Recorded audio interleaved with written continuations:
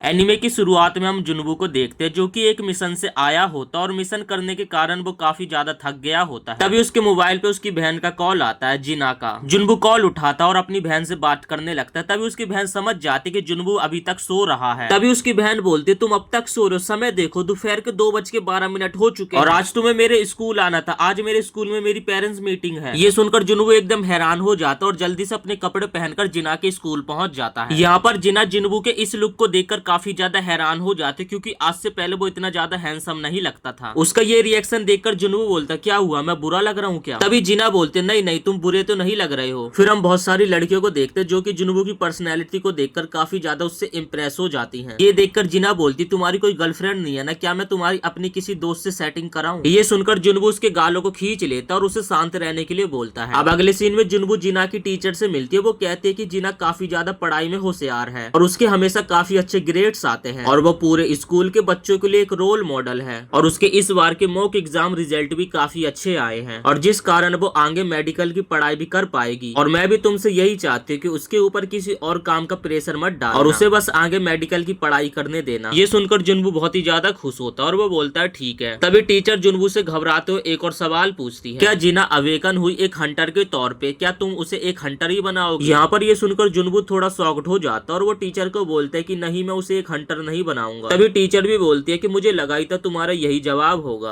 अगले सीन में हम एक लड़की को देखते जो कि बिल्डिंग से बाहर निकल रही थी और जुनबू बिल्डिंग के बाहर ही खड़ा हुआ। जुनबू को देखकर वो सोचने लगती, ये लड़का तो वही है जिसके साथ मैं पहले भी रेड बैटल में जा चुकी। वो लड़की यहाँ पे सोचने लगती कि जुनबू यहाँ पे क्या कर रहा है। तभी जुनबू अपने मोबाइल में उसे एक तस्वीर दिखाता है। फिर वो उस फोटो में अपनी और जिना की तस्वीर दिखाता और उससे पूछते, क्या तुम जिना को जानती हो? वही सॉन्ग उसे पहचान लेती और वो बोलती, क्या तुम जिना के बड़े भाई? तभी जुनबू भी उसे कहता है हाँ। तभी वो लड़की ये भी जानना चाहती कि जुनबू आखिर उससे मिलने के लिए क्यों आया है। आपको बता दे कि इस लड़की का नाम सॉन्ग है। तभी वो लड़की कहती है कि मुझे नहीं पता कि हमारी टीचर ने तुम्हें क्या कहा, लेकिन मैं हंटिंग बिल्कुल भी नहीं छोड़ सकती हूँ। तभी जुनबू कहता है कि तुम एक ई रैंक की हंटर हो, तुम ऐसे ही चलती रहोगी तो तुम ज्यादा पैसे नहीं कमा पाओगे। तुमने बस एक ही बार पैसे कमाए थे और हमारी स्ट्राइक टीम के साथ, और वो अब कुछ समय में खत्म भी होने वाले होंगे। तभी सॉन्ग कहती है, अगर तुम मुझे लेक्चर देने के लिए आए हो तो यहाँ से जा सकते हो। तभी जुनबू से बोलता है कि मैं तुम्हें यहाँ रोकने के लिए नहीं आया हूँ। तभी हमें दिखाया जाता है जो कि डोंगजो अमेरिका में था वो अचानक से यहाँ आ गया है और अब उससे मिलने के लिए यहाँ पे जुनचुन आया था और उसे देखकर डोंगसुक भी एकदम हैरान हो जाता है। वो बोलता है कि हंटर एसोसिएशन का मैनेजर मुझसे मिलने के लिए आया है। तभी जिनचुन उससे पूछता है कि अब तुम यहाँ पे कितने समय के लिए रहने के लिए आए हो? तभी डोंगसुक कहता है कि वैसे भी मुझे ये कंट्री ज्यादा अच्छी नहीं लगती, तो इस कंट्री में मैं ज्यादा समय के लिए नहीं रहूंगा। तभी जिनचुन उससे डायरेक्टली पूछ लेता है कि तुम यहाँ पे उन दोनों को ढूंढने के लिए आए हो ना? तभी डोंगसुक उसे बोलता है कि जब तुम्हें जवाब पता है तो मुझसे क्वेश्चन क्यों पूछना चाहते हो? और मैं तुम्हें पहले से बता दूं, अगर तुम मेरे बीच में आए तो मैं तुम्हारा बहुत ही बुरा हाल करूंगा। तभी जिनचुल भी कहता, मैं तो बस अपनी जॉब करता और मुझे भी किसी के फटे में टांग अड़ाने की चुल रही है। अब उन दोनों के बीच की बात होने के बाद डोंगसुक भी वहां से चला जाता है। अगले सीन में हमें चोय और प्रेसिडेंट गो को दिखाया जाता है। चोय जोन भी उन्हें बता रहा था कि अब उन आंट्स के पंख भी आ चुके हैं जिस कारण वो सभी आंट्स उड़ भी सकती हैं। और अभी के लिए हमें उन आंट्स के बारे में बस इतना ही पता चला है। तभी प्रेसिडेंट गो भी बोलते, इस प्रॉब्लम के बारे में तुम अच्छे तरीके से पूरी जानकारी इकट्ठा करो। तभी चोय जोन भी बोलता है ठीक है। अगले सीन में हमें दोबारा से जुनबू को दिखाया जाता है जो कि मैनेजर आहान और यूंग से मिलता है। तभी मैनेजर आहान बोलते कि काफी समय बाद तुमसे मुलाकात हुई है और हमें लगा नहीं था कि तुम अगली बार हमें कांटेक्ट भी करने वाले हो। जुनबू के साथ यहाँ पे सॉन्ग भी आई होती है। तभी मैनेजर आहान बोलते, मुझे याद आया, तुम तो वही हो ना जो पिछली रेड में भी जुनबू के साथ थी। तभी जुनबू कहता है कि माफ करना, मैं इसे अपने साथ लेकर आया हूँ और मैं आपके लिए बोझ बढ़ा रहा हूँ और मैं इस लड़की को अपने साथ रखकर थोड़ी सी ट्रेनिंग देना चाहता हूँ, तो आपको कोई प्रॉब्लम तो नहीं है ना? तभी मैनेजर बोलता है कि कोई बात नहीं, इतना तो हम तुम्हारे लिए कर ही सकते हैं। उन लोगों को बात करते देख वहाँ पे एक बंदा आ जाता है। वो बोलता है कि तुम कितने देर और बात करने वाले हो? तभी हमें पता चलता है कि इस बंदे का नाम है किंग चू और ये एक ए रैंक का हंटर है।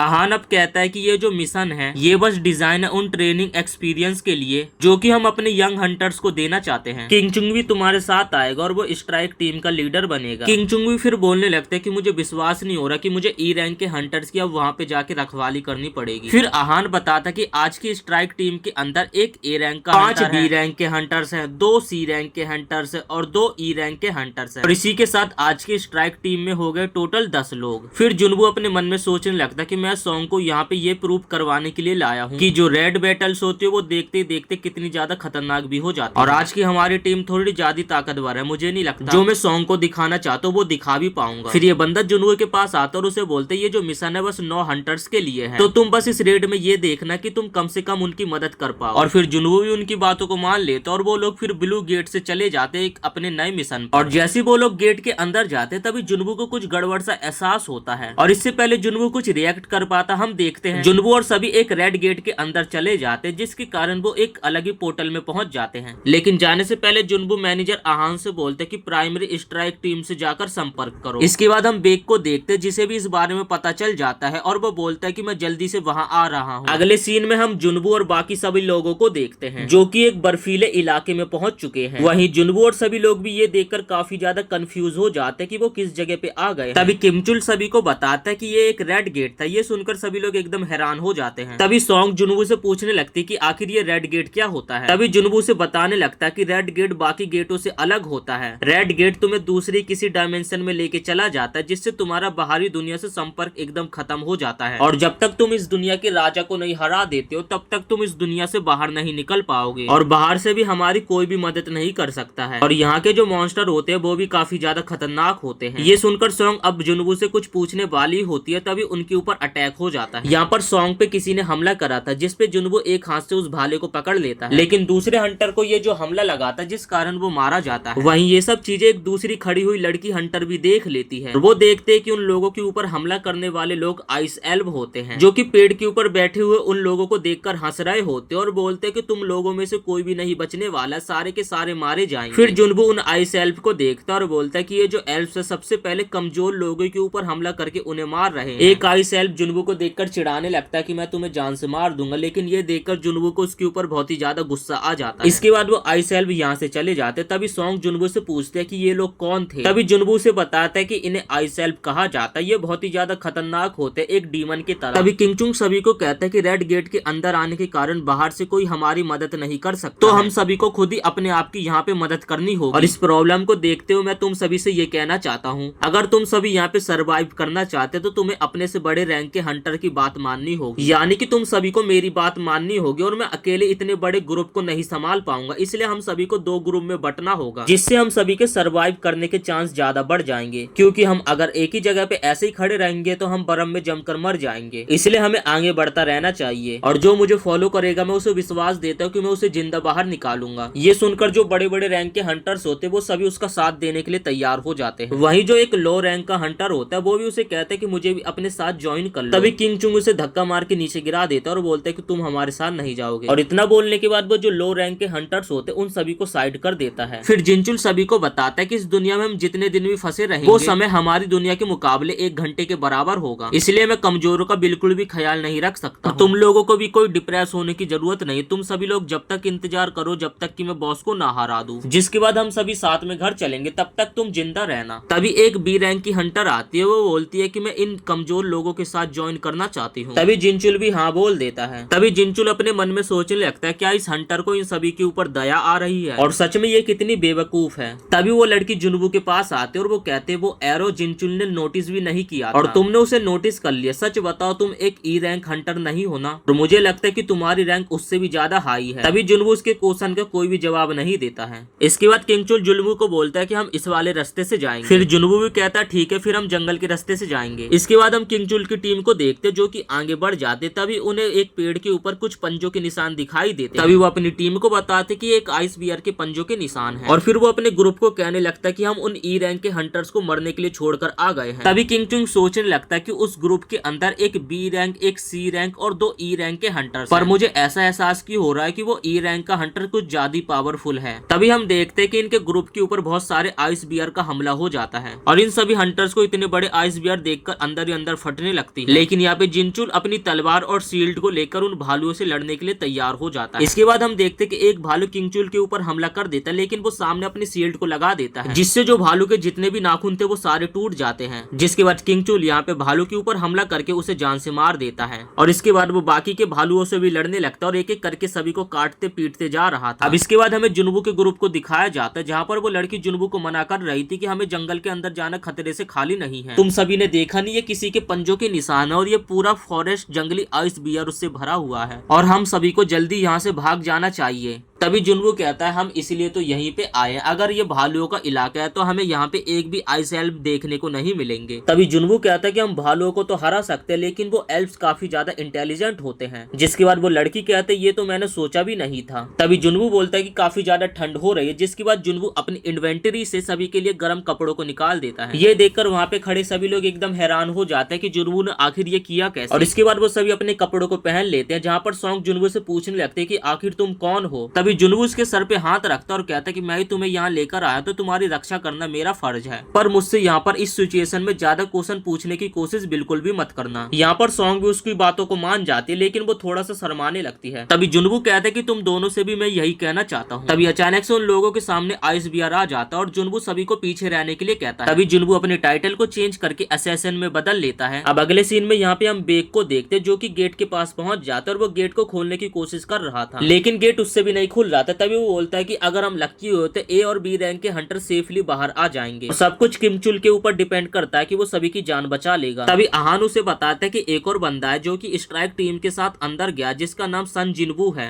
रिसेंटली वो बंदा काफी ज्यादा चर्चे में आया और उसकी रैंक धीरे धीरे बढ़ती जा रही है। उसकी रैंक तो ई है लेकिन मुझे लगता है कि वो धीरे धीरे रीअवेकन हो रहा है। ये सुनकर बेक एकदम हैरान हो जाता है और वो बोलते क्या तुमने इस बारे में पूरी रिसर्च करी है। तभी अहान कहता है कि नहीं। तभी वहाँ पे अचानक से एक गाड़ी आती है जिसके अंदर से डोंगसुंग बाहर निकलता है। तभी वो बेक को कहता है कि तुम जैसा एक ए रैंक का कमाल का हंटर इस गेट के सामने खड़ा होकर क्या कर रहा है। बेक भी उसे देखकर एकदम हैरान हो जाता है और वो कहता है कि तुम यहाँ पे क्या कर रहे हो, तुम्हें तो अभी अमेरिका में होना चाहिए था। तभी डोंगसुंग कहता है इस बात को छोड़ो, मुझे ये बताओ एक टुच्चा सा ई रैंक का हंटर इस व्हाइट टाइगर गिल्ड के गेट के अंदर क्या कर रहा है। मैं तुमसे यहाँ पे जुनवू की बात कर रहा हूँ, मैं उससे यहाँ पर मिलने के लिए आया था लेकिन अब वो तो इस रेड गेट के अंदर है। मैं होप कर रहा था कि मैं उसे अपनी आंखों से देख पाऊंगा और उसे अपने हाथों से प्रसाद दूंगा लेकिन मुझे लगता है कि वो अंदर ही फंस चुका है और शायद वो अंदर ही मारा जाएगा। तभी जिनचुल मन में सोचने लगता है कि जुनवू तुम लकी हो क्योंकि डोंगसुंग जैसा पावरफुल इंसान रेड गेट के बाहर होते हुए भी तुम्हें कुछ भी नहीं कर पाएगा। पर क्वेश्चन ये उठता है कि तुम रेड गेट से बाहर निकल पाते हो कि इसके बाद हमें पोर्टल का सीन दिखाया जाता है जहाँ पर जिनवू ने अकेले सभी भालुओं को निपटा दिया था और वो एक एक करके इजीली सभी भालुओं को मारता जा रहा था और धीरे धीरे रेड पे जाने के कारण उसे काफी अच्छा एक्सपीरियंस भी मिल रहा था। वहीं सारे जुनवू की ताकत देखकर एकदम हैरान हो जाते और उससे पूछने लगते कि आखिर तुम कौन हो। पर जुनवू अब भी चुप रहता और उनकी बातों का कोई भी रिप्लाई नहीं देता है। अब अगले सीन में वो सभी लोग जिन बियर को मारा था उन सभी बियर के चिकन को पकाकर खा रहे और वो सभी एक दूसरे से उसी बारे में बात कर रहे थे कि जुनवू ने अकेले ही उन सभी भालुओं को एक बार में मार दिया। तभी हम सॉन्ग को देखते कि वो सोच रहे थे कि जुनवू अभी भी फाइट करने के लिए गया हुआ और वो कितना ज्यादा अजीब। अब अगले सीन में हम जुनवू को देखते जो कि भालुओं के काफी बड़ी केव के पास पहुंच गया था जहाँ पर जुनवू देखते कि बहुत ही सारे भालू सामने से उसे बहुत ही गुस्से में घूर रहे हैं। तभी जुनवू उन सभी को देखकर बोलता है कि चलो तुम सभी लोग भी इतने ज्यादा हो तो मुझे भी अपने आप को ज्यादा बनाना पड़ेगा। फिर जुनवू अपनी पावर से शैडो आर्मी और इग्रिस को बाहर निकाल लेता है। अब जुनवू उन सभी को ऑर्डर देता है कि ये तुम्हारी पहली जॉब है और जाकर उन भालुओं को निपटाओ। अब हम देखते हैं कि जुनवू की सारी शैडो आर्मी जाती है और भालुओं को एक एक करके काटना स्टार्ट कर देती है। वो सभी लोग लड़ रहे होते तभी जुनवू नोटिस करता है कि उसका एमपीओ वो धीरे धीरे काफी ज्यादा हाई होते जा रहा है और ये देखकर यहाँ पे जुनवू भी एकदम हैरान हो जाता है। तभी अचानक से वहाँ पे गुस्से में भालुओं का लीडर भी आ जाता है जो कि धीरे धीरे हमला करके शैडो मोनार्क आर्मी के ऊपर भारी पड़ता चला जा रहा है। जुनवू सभी शैडो आर्मी को एक साथ हमला करने के लिए ऑर्डर देता है लेकिन वो भालू उन सभी के ऊपर भारी पड़ रहा है। और फिर हम देखते जुनवू की एमपी थी वो भी 0% हो जाती है। इसके बाद जुनवू एग्रिस को भेजता है उस भालू से लड़ाई करने के लिए। इसके बाद भालू और एग्रिस के बीच लड़ाई होने लगती है और वो भालू गुस्से में एग्रिस के ऊपर हमला करने लगता है। अब उन दोनों की बैटल काफी ज्यादा खतरनाक चल रही थी और एग्रिस भालू के ऊपर भारी पड़ रहा था। यहाँ पर दोनों के बीच लड़ाई चलते चलते काफी ज्यादा देर हो जाती है और यहाँ पे भालू की काफी ज्यादा बुरी हालत हो जाती है। फिर हम देखते कि लास्ट में एग्रिस भालू के शरीर के टुकड़े टुकड़े करके उसे जान से मार देता है। ये देखकर जुनवू अपने मन में सोचने लगते कि अगर उसकी एग्रिस से फाइट जो हुई थी अगर उसमें एग्रिस अपने तलवार का इस्तेमाल करता लंबित समय तक तब वो मुझे जान से भी मार सकता था और अभी भी मैं एग्रिस से कमजोर हूँ। अब अपना काम करके एग्रिस जुनवू के सामने आकर बैठ जाता है। फिर जुनवू भी उसके कंधे पर हाथ रखता और कहता है कि तुमने काफी अच्छा काम किया। अब अगले सीन में हम किंचुल को देखते जिसकी हालत बहुत ही ज्यादा बुरी हो चुकी है। अब उसके टीम उनके जितने भी लोग थे सारे के सारे मारे जा चुके और उसकी टीम का एक बंदा अभी भी जिंदा था और वो उससे हेल्प मांगता है, लेकिन वो एल्फ्स उसे भी जान से मार देते हैं। ये देखकर किंग चुल भी बहुत ही ज्यादा डर जाता है और वो बोलता है ये तो इम्पॉसिबल है, मैं हार नहीं मान सकता, मैं ऐसे कायरो की तरह नहीं मर सकता हूँ। और तभी उसका एक साथी उठता है और उसे बोलता है कि कैप्टन मुझे बचा लो। और उस बंदे के इतना बोलने के बाद तभी उसके पीछे एक आइस एल्फ आता है और उसको चाकू भोंक कर मार देता है। आइस एल्फ का जो लीडर था एक खतरनाक हंसी के साथ जिनचुल को देखता है। ये देखकर जिनचुल की काफी ज्यादा फट जाती है और वो वहां से डर के मारे भाग जाता है और उसे वहां से भागते हुए आइस एल्फ का लीडर भी देख रहा था। और इसी के साथ ये एपिसोड यहीं पे खत्म हो जाता है। अगर दोस्तों आपको वीडियो पसंद आई हो तो वीडियो को एक लाइक करके चैनल को सब्सक्राइब भी जरूर से कर देना।